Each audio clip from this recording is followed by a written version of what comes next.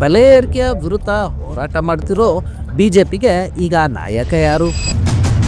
ಕೇಂದ್ರದಲ್ಲಿ ಅಧಿಕಾರಕ್ಕೆ ಬಂದ ಮೋದಿ ಅಂಡ್ ಟೀಮು 2014ರಿಂದ ಇಲ್ಲಿ ತನಕ ಮಾಡಿದ್ದೇನು? ಕಾಂಗ್ರೆಸ್ ಅಹಿಂದ ಅಂತ ಹೇಳ್ತಾನೆ ಕತ್ತರಿ ಆಡಿಸಿದ್ದು ಎಲ್ಲೆಲ್ಲಿ? ಈ ಹನಿಬಲೆಯಲ್ಲಿ ಸಿಕ್ಕಾಕಿಕೊಂಡ ಕೈಕಮಲ ನಾಯಕರುಗಳ ಕತೆ ಏನು?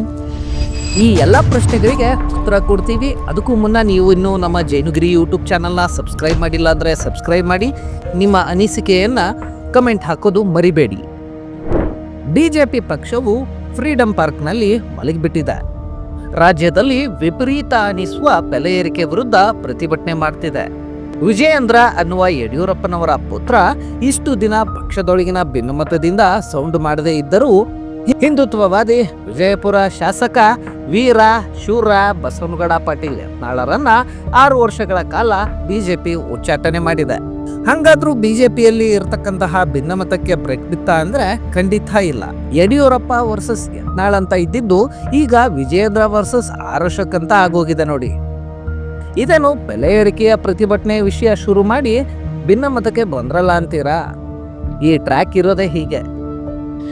ಬೆಲೆ ಏರಿಕೆ, ವೈಜ್ಞಾನಿಕ ಬೆಲೆ, ಕನಿಷ್ಠ ಬೆಂಬಲ ಬೆಲೆ ಮುಂತಾದ ವಿಚಾರಗಳು ಈ ರಾಜಕಾರಣಿಗಳು ಯಾವತ್ತೂ ಪ್ರಾಮಾಣಿಕವಾಗಿ ಮಾತಾಡಿಲ್ಲ.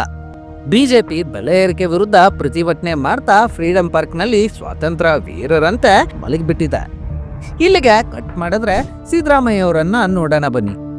ಇಡೀ ದೇಶಕ್ಕೆ ಗ್ಯಾರಂಟಿ ಯೋಜನೆಯನ್ನ ದೊಡ್ಡ ಪ್ರಮಾಣದಲ್ಲಿ ಪರಿಚಯ ಮಾಡಿಕೊಟ್ರು. 5 ಭಾಗ್ಯಗಳಿಗೆ ಅಥವಾ ಗ್ಯಾರಂಟಿಗಳಿಗೆ ವರ್ಷಕ್ಕೆ 56,000 ಕೋಟಿ ರಾಜ್ಯ ಸರ್ಕಾರದ ಬೊಕ್ಕಸದಿಂದ ಹೋಗ್ತಾ ಇದೆ. ಜನರಿಗೆ ಉಚಿತದ ಆಸೆ ತೋರಿಸಿ ಗೆದ್ದ ಸಿದ್ದರಾಮಯ್ಯ ಸರ್ಕಾರ ಈಗ ಬೇರೆ ಯಾವುದರಿಂದ 56,000 ಕೋಟಿ ಹೊಂದಿಸಬಹುದು ಅಂತ ಸಿಕ್ಕ ಕಡೆ ಬೆಲೆ ಏರಿಸ್ತಾ ಇದ್ದಾರೆ. ಅದರಲ್ಲಿ ಇತ್ತೀಚೆಗೆ ಹಾಲಿನ ಬೆಲೆ ಏರಿಸಿದ್ದು ಕಡೆಯದ್ದು. ಬೆಲೆ ಏರಿಕೆ ಮಾಡುವ ಈ ಕೆಲಸದಲ್ಲಿ ಕಾಂಗ್ರೆಸ್ ಮಳ್ಳನಂತೆ ವರ್ತಿಸ್ತಾ ಇದೆ. ಆ ಮಳ್ಳತನಕ್ಕೆ 3/4 ಶತಮಾನದ ಇತಿಹಾಸ ಇದೆ. ರೈತರ ವಿಚಾರಕ್ಕೆ ಅಷ್ಟಾಗಿ ಕೈ ಹಾಕದ ಕಾಂಗ್ರೆಸ್ ಮಧ್ಯಮ ವರ್ಗದ ಜನರ ಜೇಬಿನ ಮೇಲೆ ಥೇಟ್ ಮೆಜೆಸ್ಟಿಕ್ನ ಕುಶಲಗಾರನಂತೆ ಬ್ಲೇಡ್ ಆಡಿಸುತ್ತಿದೆ. ಮನೆ ಕಟ್ಟೋದು, ಸೈಡ್ ತಗೊಳ್ಳೋದು ಮಧ್ಯಮ ವರ್ಗದ ಜನರ ದೊಡ್ಡ ಆಸೆ. ಒಮ್ಮೆ ಈ ಆಸ್ತಿಗಳ ನೋಂದಾವಣೆ ಶುಲ್ಕವನ್ನ ನಗರಸಭೆ, ಮಹಾನಗರ ಪಾಲಿಕೆಗಳಲ್ಲಿ ಹೋಗಿ ಕೇಳ್ಕೊಂಡು ಬನ್ನಿ. ಸಿದ್ದರಾಮಯ್ಯ ಅದೆಂತಹ ಕತ್ರಿ ಕೆಲಸ ಮಾಡಿದ್ದಾರೆ ಅನ್ನೋದು ಅರ್ಥವಾಗುತ್ತೆ. ರೈತ ಪರ, ದಲಿತ ಪರ, ಹಿಂದುಳಿದ ಪರ ಅನ್ನೋ ಲೇಬಲ್ ಸಿದ್ದರಾಮಯ್ಯ ಅವರ ರಕ್ಷಾ ಕವಚವಾಗಿದೆ. ಆ ರಕ್ಷಾ ಕವಚವನ್ನ ಸದ್ಯಕ್ಕೆ ಬಿಜೆಪಿ ಭೇದಿಸಲು ಸಾಧ್ಯವಿಲ್ಲವಾದರೂ ಜನರಿಗೆ ಈ ಸಿದ್ದರಾಮಯ್ಯ ಸರ್ಕಾರದಿಂದ ಗ್ಯಾರಂಟಿ ಜೊತೆಗೆ ಬೆಲೆ ಏರಿಕೆ ವಾರಂಟಿಯೂ ಸಿಕ್ಕಿದೆ. ಇದನ್ನ ಇಲ್ಲಿಗೆ ಕಟ್ ಮಾಡಿಬಿಟ್ರೆ ಡಿ.ಕೆ. ಶಿವಕುಮಾರ್ ಮತ್ತು ಸಿದ್ದರಾಮಯ್ಯ ಬಣ ಕಿತ್ತಾಡ್ಕೊಳ್ಳುತ್ತಾ ಸಹಕಾರಿ ಸಚಿವ ರಾಜಣ್ಣ ಹನಿಬಲೆಯ ಕತೆ ಹೊಸದ್ದು. ಅದಿನ್ನೂ ಒಂದ್ ಸ್ವಲ್ಪ ಮುಂದೆ ಹೋಗಿದ್ರೆ ಖಂಡಿತ ಆಪತ್ತಿನಲ್ಲಿ ಸಿಲುಕಿಕೊಂಡು ಆಡಿಸಿ ನೋಡು, ಬಿಳಿಸಿ ನೋಡು ಅಂತ ಹಾಡು ಹೇಳಿರೋದು. ಇದನ್ನ ಕಟ್ ಮಾಡಿದ್ರೆ ಕೇಂದ್ರ ಸರ್ಕಾರ ನಿಗದಿ ಮಾಡೋ ಕಡೆ ವಿಪರೀತ ಎನಿಸುವಷ್ಟು ಬೆಲೆ ಏರಿಕೆ ಆಗಿದೆ.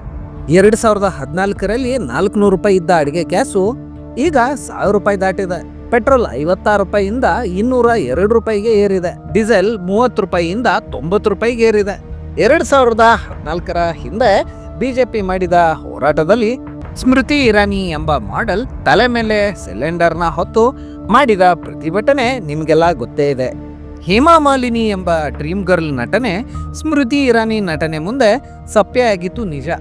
ಆದರೆ ಸ್ಮೃತಿ ಇರಾನಿಯನ್ನೂ ಮೀರಿಸುವಂತಹ ಸಹಜ ನಟನೆ ಮಾಡಿದ್ದು ಈಗ 3ನೇ ಬಾರಿ ಪ್ರಧಾನಿಯಾಗಿದ್ದಾರಲ್ಲ ನರೇಂದ್ರ ಮೋದಿ ಅವರು. ಅದೆಂತಹ ಸಹಜವಾದ ಮನ್ ಕಿ ಬಾತ್ ಆಡುವುದನ್ನ ಆ ಕಾಲಕ್ಕೆ ಕಲ್ತಿದ್ರು. ಚುನಾವಣೆಯಲ್ಲಿ ಗೆಲ್ಲಬೇಕು ಅಂದ್ರೆ ಏನ್ ಮಾಡ್ಬೇಕು ಅದನ್ನೆಲ್ಲ ಮಾಡ್ಬಿಟ್ಟಿದ್ದಾರೆ ಬಿಡಿ. ಅದನ್ನೆಲ್ಲ ಮಾಡಿ 2014ಕ್ಕೆ ಅಧಿಕಾರಕ್ಕೆ ಬಂದ ನಂತರ ಇದುವರೆಗೂ ಕೆಳಗಿಳಿದಿಲ್ಲ. ಆದ್ರೆ ಅವರು ಆಗ ನಡೆಸಿದ ಬೆಲೆ ಏರಿಕೆ ವಿರುದ್ಧ ಹೋರಾಟ ಮಾತ್ರ ಇಂದಿಗೂ ಜನ ಮರ್ತಿಲ್ಲ ನೋಡಿ. ಬೆಲೆ ಏರಿಕೆ ವಿಚಾರಕ್ಕೆ ಬಂದಾಗ ಈ ದೇಶದ ಜನಕ್ಕೆ ಮೊದಲು ಕಣ್ಮುಂದೆ ಬರೋದೇ ನಿರ್ಮಲಾ ಸೀತಾರಾಮನ್. ತೆರಿಗೆ ವಿಧಿಸುವುದರಲ್ಲಿ ವಿಪರೀತ ನಿಪುಣೆಯಾದ ಈಕೆಯ ಕಣ್ಣು ಯಾವಾಗ್ಲೂ ಜನರ ಮೇಲೆ ಇರುತ್ತದೆ. ಅದರ ಸ್ಯಾಂಪಲ್ಗಳನ್ನ ಇಲ್ಲಿ ನೋಡಿ. मगर जब पॉपकॉर्न सॉल्टेड सिर्फ नहीं है, उसमें कैरमलाइज्ड पॉपकॉर्न भी मार्केट में आता है एडेड शुगर के साथ. But when it has added caramelised sugar, it is no longer नमकीन, इसीलिए उसका रेट अलग है. ನಂತರ ನೆನಪಾಗೋದೆ ಹೆದ್ದಾರಿಯ ಟೋಲ್ಗಳು. ನಿತಿನ್ ಗಡ್ಕರಿ ಎಂಬ ಮಹಾಶಯನನ್ನು ಹೆದ್ದಾರಿ ಪಿತಾಮಹ ಅನ್ನಬೇಕೋ ಅಥವಾ ಟೋಲ್ ದರೋಡೆಕೋರ ಅನ್ಬೇಕೋ ಅನ್ನೋದು ತಿಳಿಯಲ್ಲ. ಮಹಾನಗರಗಳ ಪರಿಚಯ ಮಾತ್ರ ಈ ಗಡ್ಕರಿಗೆ. ಹಳ್ಳಿಗಳು ಇವರಿಗೆ ಲೆಕ್ಕಕ್ಕೆ ಇಲ್ಲ. ಭಾರತದ ಸಾವಿರಾರು ಹಳ್ಳಿಗಳನ್ನ ನಾಶ ಮಾಡಿ ಕಪ್ಪು ಬಣ್ಣದ ಹೆದ್ದಾರಿ ಚಾಪೆ ಹಾಸಿ ವಸೂಲಿ ಮಾಡೋದ್ರಲ್ಲಿ ಈತ ಎತ್ತಿದ ಕೈ. GST ವಿಚಾರದಲ್ಲಿ ಖುದ್ದು ಚಾರ್ಟೆಡ್ ಅಕೌಂಟ್ಗಳೇ ಅಸಹನೆಯನ್ನ ವ್ಯಕ್ತಪಡಿಸಿದ್ದಾರೆ. ಅಂದ್ರೆ ಕೇಂದ್ರದೊಂದು ಟ್ಯಾಕ್ಸು, ರಾಜ್ಯದೊಂದು ಟ್ಯಾಕ್ಸು, ಇದ್ರ ಮಧ್ಯ ಜನ ತತ್ತರಿಸಿ ಹೋಗಿದ್ದಾರೆ. ಎಲ್ಲ ಅಂದ್ರೆ ಎಲ್ಲವೂ ಬೆಲೆ ಏರಿಕೆಯೇ. ಇದರ ವಿರುದ್ಧ ಜನ ಸಿಡಿದೆದ್ರೆ ತೆರಿಗೆಯ ವಿರುದ್ಧ ನಡೆಸಿದ ಉಪ್ಪಿನ ಸತ್ಯಾಗ್ರಹಕ್ಕಿಂತಲೂ ಹೆಚ್ಚಿನ ಪರಿಣಾಮಕಾರಿಯಾಗಿ ಹೋರಾಟ ಆಗಲಿದೆ. ಆದರೆ ನವಗಾಂಧಿ ಎಂದೇ ಹೆಸರಾದ ಅಣ್ಣಾ ಹಜಾರೆ ಮಾತ್ರ ಮಾತಾಡ್ತಾ ಇಲ್ಲ. ಇದನ್ನ ಇಲ್ಲಿಗೆ ಕಟ್ ಮಾಡಿದ್ರೆ BJPಯ ಯಡಿಯೂರಪ್ಪ, ವಿಜಯೇಂದ್ರ ಸೇರಿದಂತೆ ಹಲವರು ಬೆಲೆ ಏರಿಕೆಯ ವಿರುದ್ಧ ಪ್ರತಿಭಟನೆ ಮಾಡಿಕೊಂಡು ಫ್ರೀಡಂ ಪಾರ್ಕ್ನಲ್ಲಿ ಮಲಗಿದ್ದಾರೆ. ಇವರು ಯಾರ ವಿರುದ್ಧ ಪ್ರತಿಭಟನೆ ಮಾಡ್ತಾ ಇದ್ದಾರೆ ಅನ್ನುವಂಥದ್ದು ಈಗ ಸದ್ಯ ಜನರ ಗೊಂದಲ ಆಗಿದೆ ನೋಡಿ. ತಮ್ಮ BJPಯ ಆಂತರಿಕದಲ್ಲಿ ನಡೀತಾ ಇರತಕ್ಕಂತಹ ಭಿನ್ನಮತವನ್ನ ಮರೆಮಾಚಲು ಜನಸಾಮಾನ್ಯರ ಮಧ್ಯೆ ನಿಂತಂತೆ ನಟಿಸಿ ಬೆಲೆ ಏರಿಕೆಯ ವಿಷಯವನ್ನ ಮುಂದಿಟ್ಕೊಂಡು ಆಡ್ತಿರೋ ಈ ಆಟಕ್ಕೆ ಪ್ರಜೆಗಳು ಹೇಸಿಗೆ ಪಟ್ಕೊಳ್ತಾ ಇದ್ದಾರೆ. ಇಲ್ಲಿಗೆ ಕಟ್ ಮಾಡಿದ್ರೆ ಅಂಬಾನಿ, ಅದಾನಿ ಮುಂತಾದವರು ಸರ್ಕಾರದ ಅದೆಷ್ಟೋ ಏರ್ಪೋರ್ಟು, ಹಡಗು ನಿಲ್ಲೋ ಬಂದರು, ಮಾತಾಡುವ, ವಿಡಿಯೋ ನೋಡುವ ಫೋನ್ ಕಂಪನಿ ಮುಂತಾದವುಗಳ ಮೇಲೆ ಖಾಸಗಿ ಧ್ವಜ ಹಾರಿಸಿದ್ದಾರೆ. BSNL ತನ್ನ ಕಣ್ಣೀರಿನ ಕತೆ ಹೇಳುತ್ತಿದೆ.